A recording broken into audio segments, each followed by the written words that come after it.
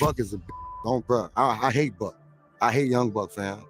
Buck is and so we ain't gonna talk about Buck at all. Period. Too many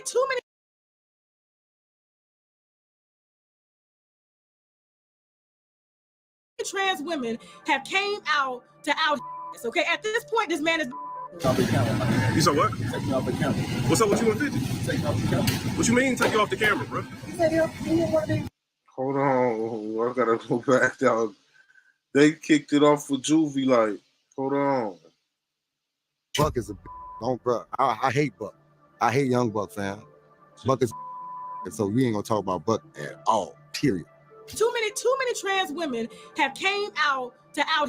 Okay, at this point, this man is. Off the camera. You said what? Take me off the camera. What's up with you and 50? Take me off the camera. What you mean take you off the camera, bro? So he said you were trainers, is that true? When G-Unit first hit the scene, they were riding high on the massive success of 50 Cent. The crew came in strong, united, and ready to take on anyone who dared to challenge them. Among the members, one guy who really stood out was Young Buck. He was super grateful for the opportunity 50 gave him and didn't waste any time proving his worth. His debut album went platinum and it looked like nothing could go wrong for him. But then, things took a wild turn. His infamous falling out with 50 Cent sent his life into a downward spiral that just kept getting worse. He went from being one of the most beloved rappers in the game to someone who lost a lot of respect in the hip-hop community. Buck is don't bruh. I hate Buck. I hate young Buck, fam. Buck is a so we ain't gonna talk about Buck at all. Period.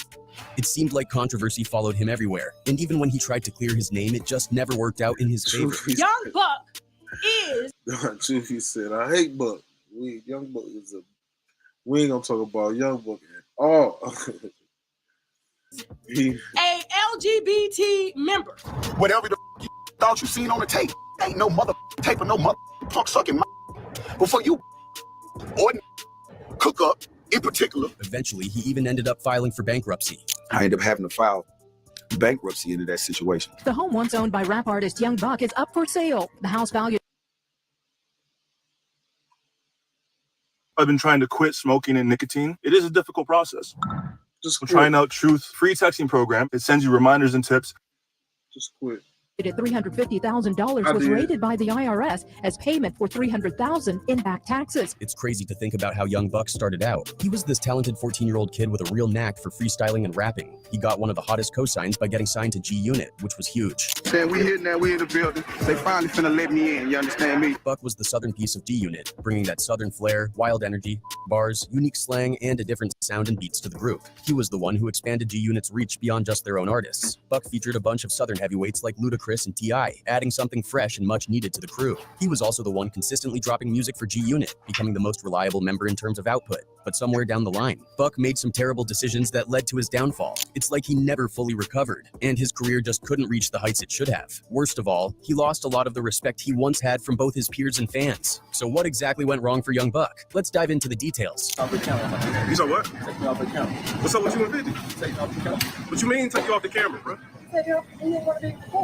So he said you with trainers, is that true? When Young Buck was just a kid, he used to freestyle with his friends, battling anyone he could find in Nashville. That's how he started making a name for himself locally. One day, he and his friend Lil Jimmy came across a CD from BG, who was signed to Cash Money Records at the time. The CD was called Chopper City, and on the back there was a phone number for Cash Money Records. Without really knowing what they were doing, Buck and Lil Jimmy decided to call the number. They told Cash Money they wanted to book them for a show in Nashville and claimed they had about $5,000 to make it happen. We were really joking in regards to calling them. Lil Jimmy had called the number on the back and he was asking them, you know, what y'all want to come down here. And I think Baby had said something around $5,000 or something like that. And we was like, what? We couldn't believe it. To their surprise, Cash Money took the bait and agreed to the show. Next thing they knew, Cash Money was in Nashville ready to perform. But the show never actually happened. Instead, Buck and Lil Jimmy ended up meeting everyone from Cash Money Records. The first thing Birdman did was ask Buck to spit a freestyle. Buck went head-to-head with Lil Wayne, trading bars back and forth. Birdman was seriously impressed. Baby was there. Baby's first words to me, I never forget him in life, was when he looked at me up and down. And he said, spit something, Lil. So me and Wayne had a standoff almost. You know, Wayne spit, I would spit, Wayne would spit, I was scared. He decided to take young Buck under his wing, bringing him from Nashville to New Orleans with the idea of signing him to Cash Money Records. Buck was only 14 at the time, and it was 1995. He dropped out of school to focus entirely on his music career. Back then, Cash Money Records wasn't the massive powerhouse it is today. Birdman was grinding hard with a bunch of artists trying to make them blow up. Buck joined the crew, hoping to make it big alongside them. But So is that Buck with the orange hat right there?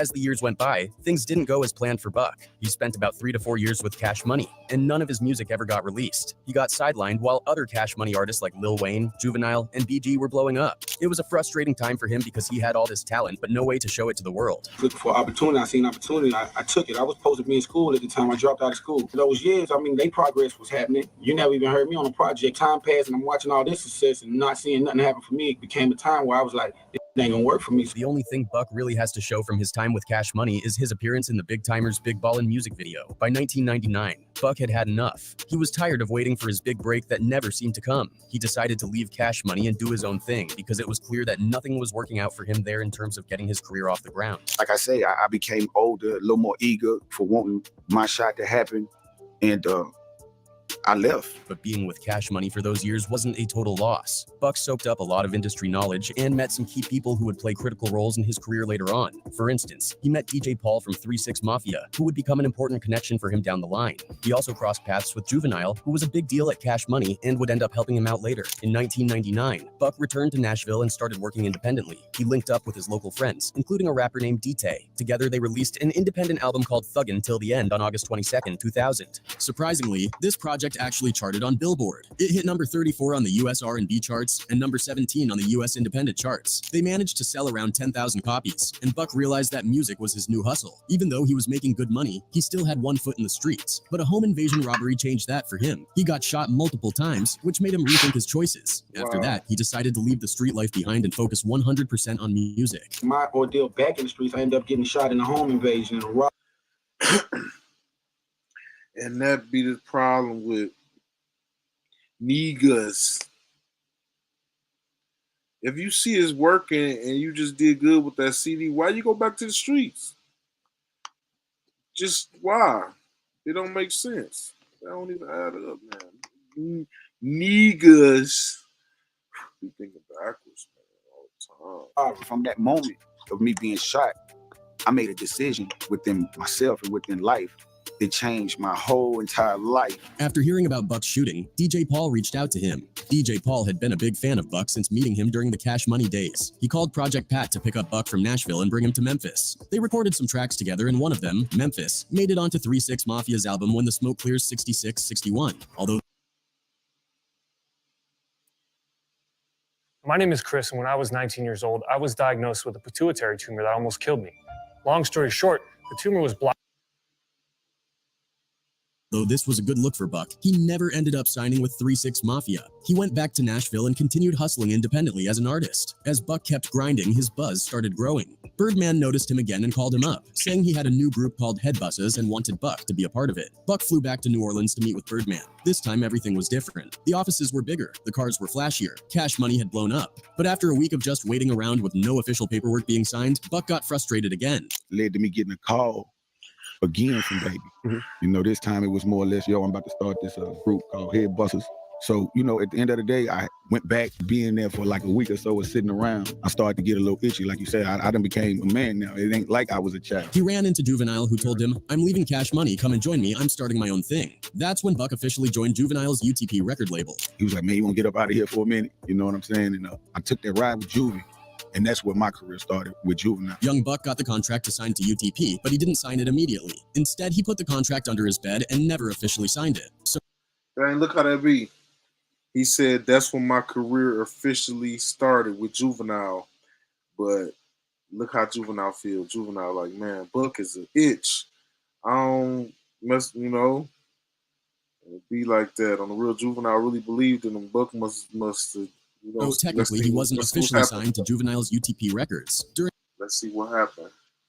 During his time with UTP, he did release 2 projects, Born to be a Thug on October 10th, 2002, and a compilation album with the group UTP Playas on October 8th, 2002. As time went on, Buck realized that Juvenile was having his own personal problems with cash money and was dealing with a lot. At one point, Juvenile told Buck, "If you come across an opportunity, go ahead and take it." While on tour with Juvenile, they ended up in New York. Around that time in 2002, 50 Cent had the hottest buzz in New York. The tour bus driver had a connection to 50 Cent's former manager, Shaw Money XL. Buck kept pestering the driver to bring 50 Cent on the tour bus so they could potentially record together. Eventually it happened, but 50 was only there to record with Juvenile. While Juvenile and 50 were in the back of the bus recording, Buck played some of his solo tracks for Lloyd Banks and Tony Yayo. One of the tracks caught Lloyd Banks' attention, and he took it to 50. 50 liked what he heard and jumped on the track, which would later become Bloodhound on the Get Rich or Die Tryin' album. I'll tell y'all, that record was Bloodhound on Yes, 50's Get Rich or Die Tryin'. Basically, 50, heard the record and liked the record, seen what he seen in me, gave me the biggest opportunity of my life. 50 Cent, get a buck. 50 Cent, that's my name. Man, I ain't playing. 50 Cent liked Young Buck, but couldn't offer him a deal right away because Buck wasn't signed to any label. As time went on, Buck had issues with UTP, and a week after that deal fizzled out, 50 Cent called him up. 50 said, "We want that Bloodhound track. We'll pay you $20,000 for it and let us put it on the album." The track is getting mixed by Eminem and Dr. Dre. 50 wanted to fly Buck out to Los Angeles to meet with him, Eminem, and Dr. Dre, and officially sign him to G-Unit. So, Buck's first major splash with G-Unit Records came with his feature on 50 Cent's Get Rich or Die Tryin' on the track Bloodhound. Instead of going straight to his solo debut, 50 decided to drop a G-Unit group album titled Beg for Mercy. This album served as Buck's grand introduction to the world, and boy did it work. The album was a massive hit, peaking at number 2 on the Billboard 200 and selling a whopping 377,000 copies in its first week. It's now sold over 2.7 million copies in the US and is nearly diamond worldwide. This set the stage perfectly for young Buck to release his solo debut. In 2004, Buck was all geared up to drop his own album. But before that, G-Unit did what they do best, drop a mixtape to create some serious buzz. On May 31st, 2004, he released Welcome to the Hood on the G-Unit platform, hosted by DJ Woo Kid. The summer of 2004 saw the release of his first single, Let Me In, featuring 50 Cent on July 2nd. The track did well, peaking at number 34 on the Billboard Hot 100. Then, just a month and a half later, on August 24th, 2000. On the real, this show you gotta be hungry. Because Buck can rap. Like, he can rap. You know what I'm saying? You just gotta be hungry, man. When times get tough, you gotta know how to still keep going, no matter what. 2004, Buck dropped his debut album Straight Outta Cashville. The album debuted at number 3 on the Billboard 200, selling 361,000 copies in its first week and eventually went platinum. The second single, Shorty Wanna Ride, dropped on August 26, 2004, and became Buck's highest charting solo single, peaking at number 17 on the Billboard Hot 100. However, Buck's success was overshadowed by a serious incident at the 2004 Vibe Awards on November 15th. That night, the who's who of hip-hop, including Dr. Dre, Eminem, 50 Cent, and the whole G-Unit crew, were present alongside Suge Knight. During the event, a man named Jimmy Johnson allegedly assaulted Dr. Dre, and Buck, in response, allegedly stabbed him.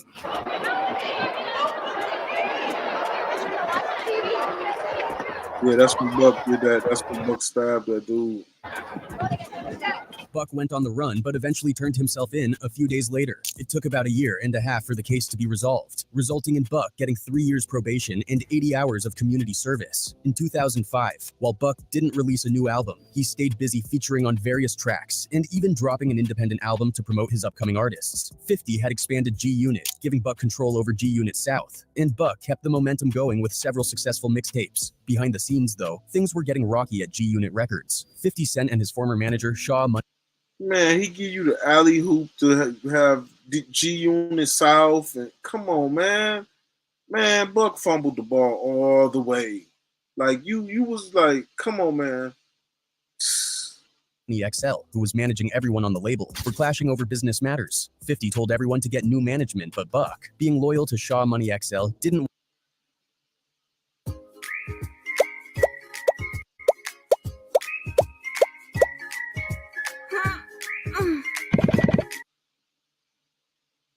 want to leave him. 50 immediately started to bring me and the guys together in the rooms at the office and say things like, well, look, y'all gonna have to find another manager. I just dropped Buck the World. Not only that, this is the only manager I know. Not only that, Shaw Money had became a best friend of mine. I'm the best man on this man's wedding. This loyalty put Buck at odds with 50, who claimed that Buck's real issues were his associations with 50's enemies like The Game, Jadakiss, Fat Joe, and Jim Jones. On top of that, Buck was reportedly blowing through money and neglecting his taxes, leading 50 to step in and pay his taxes twice. When it happened a third time, 50's patience ran out. During this period, Buck started performing solo more often, raising questions about his status with G Unit. In interviews, he insisted he was still part of the group but was focusing on growing his brand. Okay, I was like, so G Unit, Buck is G Unit, straight up and down. Ain't gonna know God forbid, but the minute that you ever see me away from this is devil penitentiary. I don't believe in breaking up. However, behind the scenes, he and 50 hadn't spoken for nearly 8 months while Buck was promoting his new album. Shaw Money XL eventually told Buck to call 50 and sort things out, which they did, allowing them to refocus on Buck's career. As Buck started to promote himself more as a solo artist, he pushed Cashville Records over G Unit South, wearing Tenaki t-shirts instead of G Unit clothing. This fueled speculation about his status in G Unit. Things took a turn in January 2008 when Buck appeared at a show with Lil Wayne and Birdman, who publicly suggested Buck join Young Money Cash Money and leave his label. Buck's apparent agreement with this didn't sit well with 50. Hold on, man. That way he started at. So like I said, Young Money, Cash Money, Young Buck. In February 2008, G Unit released a mixtape, Return of the Body Snatchers Vol 1, but Buck was notably absent, confusing fans who had recently heard him on a group track. The following month, 50 and Buck had a private conversation that Buck didn't know was being recorded. Despite the tension, they managed to patch things up again. However, this reunion would be short-lived. Just a couple weeks later, on March 20th, 2008, an interview with Yo Raps magazine came out where young Buck dropped a bombshell. He claimed he had never received any royalties from 50 Cent or G Unit Records. In his words, "I'm still waiting on a royalty check, period. I've never seen a royalty check since I've signed with G Unit, so hell yeah, I'll tell you one damn thing. That show money is good. I've never in my career cashed a royalty check. How you like that?" Naturally, this stirred up even more trouble between Buck and 50. But the thing was, the interview was old, and the magazine released it months after it was conducted. Shaw Money. He gave you access, like, to build G Unit South. You ain't build it. Like, you were supposed to go crazy with that. You were supposed to build G Unit South. Like, you dropped the ball, man. XL, Buck's manager at the time, tried to put out the fire the very next day on March 21st, 2008. He denied the claims, stating, "There has been a new rumor going around that 50 Cent has not paid young Buck any royalties. I, as Buck's manager and former president of G Unit Records, want to make it clear that the rumor is false. Young Buck has cleared over $10 million from working under 50's and my guidance. I don't know if the writer waited 2 months from the interview to stir some new drama up or took his words wrong, but Buck is waving the G Unit flag strong. I also add that any talks of Buck signing to any other labels are false. People are playing on the divide and conquer card, and that's not going to work." But this, everybody know 50 paid him, helped him, overpaid probably everybody that, that he, come on, man. That's a no-brainer. 50 ain't take nothing from him. They ain't had to. The statement didn't resolve the underlying issues. Just a couple weeks later, on April 7th, 2008, on a Monday morning, 50 Cent called in to Hot 97 and officially announced that Young Buck was no longer part of G Unit as a group member, although he was still signed to G Unit Records. 50 take loyalty, Loyalty is strong with 50, loyalty. That just comes from going through the things he went through. Loyalty. He gonna give his people. 50 ain't gotta pay none of his people. Tony Yayo don't put out nothing else. Tony Yayo ain't. I mean, he built a brand because he Tony Yayo, but he ain't put out no music or no big. You know what I'm saying? 50 make sure he good though. Like, it ain't nothing. You know what I'm saying? Because he loyal. As a solo artist. You can take this as official notice right here because we're on the hottest morning show in the world right now. Damn. Young Buck is no longer in the group G Unit, but signed to G Unit as a solo artist. And I'm only saying that to say that 50 ain't, he ain't take nothing from Buck. He look out for his people. It's like.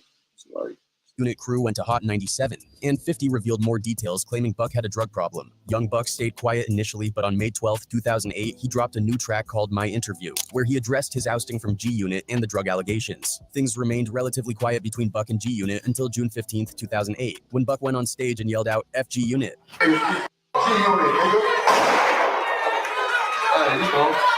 Just a couple days later, on June 17, 2008. It be stuff like that, dog. People get beside themselves, like your career really ain't really go nowhere until you know what I'm saying, got with 50. Buck, you was, You can cash money here and there, use it, but your career ain't go to another level until you got over 50, you know what I'm saying? And that's just because he just wanted to see you shine. 50 Cent officially released the full tape conversation where Buck was crying to him on the phone. The very next day, Young Buck dropped an official diss track towards 50 Cent called The Tape Conversation. You was Buck talented. I ain't gonna say just because he wanted to see you shine. You was talented. You talented, but at the same time, you know, talent don't always get it. You know what I'm saying? You gotta be a grinder. You gotta be thirsty. You gotta be a grinder. You gotta be a hustler. Like, not thirsty, but you gotta want it. He gave you access to go get G-Unit South. And you ain't smashed with it. Responding to the leaked phone call. Then on July 1st, 2008, G-Unit dropped their second album, Terminate on Sight, but Young Buck was only featured on 4 tracks. For the rest of 2008, Buck didn't release much new music. According to him, 50 Cent was hindering his ability to record and release a new album. So in 2009, Buck had to take a different route and started releasing a bunch of mixtapes. Then, on August 3rd, 2010, the IRS raided Young Buck's home for over $300,000 in unpaid taxes. During the raid, they found a gun, since Buck was a convicted felon due to the incident at the 2004 Vibe Awards. This became a significant issue, and he ended up being charged for possessing the firearm despite his claims that it wasn't his. A couple weeks after the raid, on August 19th, 2010, Buck filed for Chapter 13 bankruptcy, which allowed him to be released from his G-Unit Records contract. He continued to drop more mixtapes and albums independently, but 2011 brought more legal troubles. In March of 2011, G-Unit Records filed a $10 million lawsuit against Young Buck, adding to his mounting legal problems. A few months later, if you're not making $158,000 per year, but you'd like to, I strongly encourage you to start a bookkeeping business. That's right. If you're willing to learn how to use a free program called on March 4th, 2012, Buck survived a drive-by shooting. That night, he reportedly got into a scuffle at a club in South Nashville. While he and his girlfriend were chilling in their car, someone drove by and shot at the vehicle 11 times. Thankfully, Buck wasn't hurt, but his girlfriend was hit once in the shoulder. One of the guys ended up grabbing all of that, and I'm like, hold on, homie, chill. You know what I mean? That's my old lady. They turned it to, you ain't your old lady type of thing. And I'm like, what? And I could see the fire coming from the car, so I kind of knew what the car was. And I just grabbed my old lady at that time, man, and pushed her down. She got hit. Following this incident, Buck had to face trial for his IRS debts. On July 13th, 2012. Sometimes you gotta know when to, can't be always, it ain't always about being tough, especially with your girl or your family. Gotta know how to just shut up, let it be. Let them say what they gotta say, and keep going. He was sentenced to 18 months in prison on weapons charges. The following month, the IRS held an auction to sell off Buck's possessions, collecting $53,000. The IRS stated that this auction was a last resort. IRS says this auction was the last resort as it tries to get the nearly $200,000 in taxes the former G-Unit star owes. On August 6, 2012, Young Buck officially turned himself in to serve his 18-month prison sentence. After serving his time, Buck was released on October 2, 2013. Post-release, he didn't drop any new music for a while, and it seemed like there was a lot of downtime. Behind the scenes, however, 50 Cent was working to mend relationships with Tony Yayo, Lloyd Banks, and even Young Buck. On June 1st, 2014, during Hot 97's Summer Jam, 50 Cent brought out all 3 artists, and the crowd went wild. This marked an official G-Unit reunion. Following the reunion, they flooded the streets with freestyles over other artists' beats, a classic G-Unit move. They announced plans to release 2 new EPs, and it seemed like things were really cool between Buck and 50 Cent once again. However, fast forward to 2018, and things would sour between the two again. From 50 Cent's perspective, he felt that Young Buck owed him over $300,000, so he decided to hit Buck where it hurt, by issuing cease and desist orders for anything Buck tried to release through G-Unit Records. And as if that wasn't enough, 50 also took the opportunity to clown Buck over a scandal involving a transgender woman named Perfect. Rumors had been swirling that Buck was secretly involved with Perfect, and things escalated when an audio recording surfaced of a man,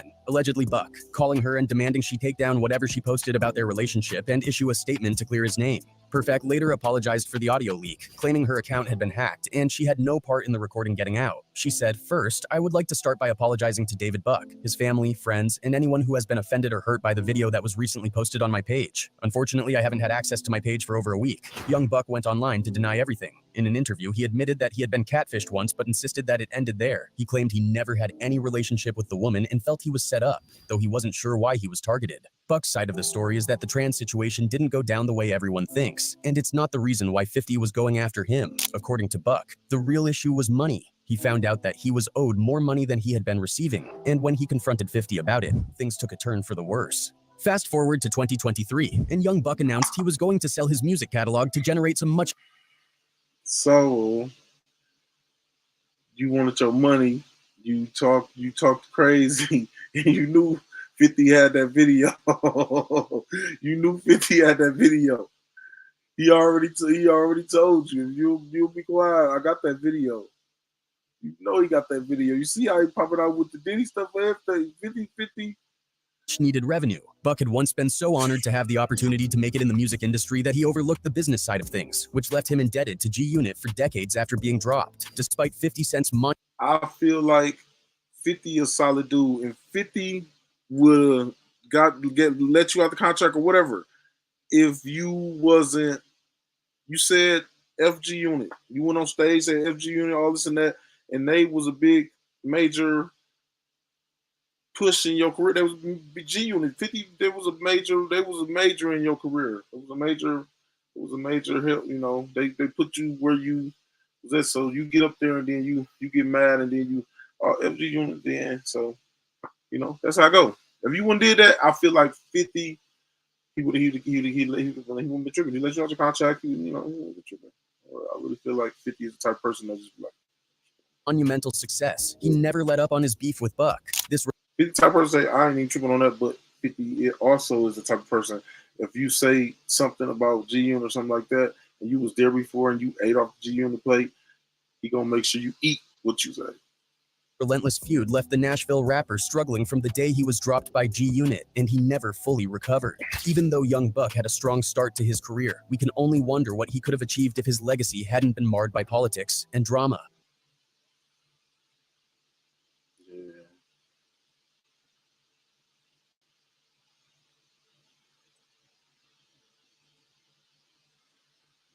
Yeah, tap back in. I'm gonna end this live. I'm gonna start another one.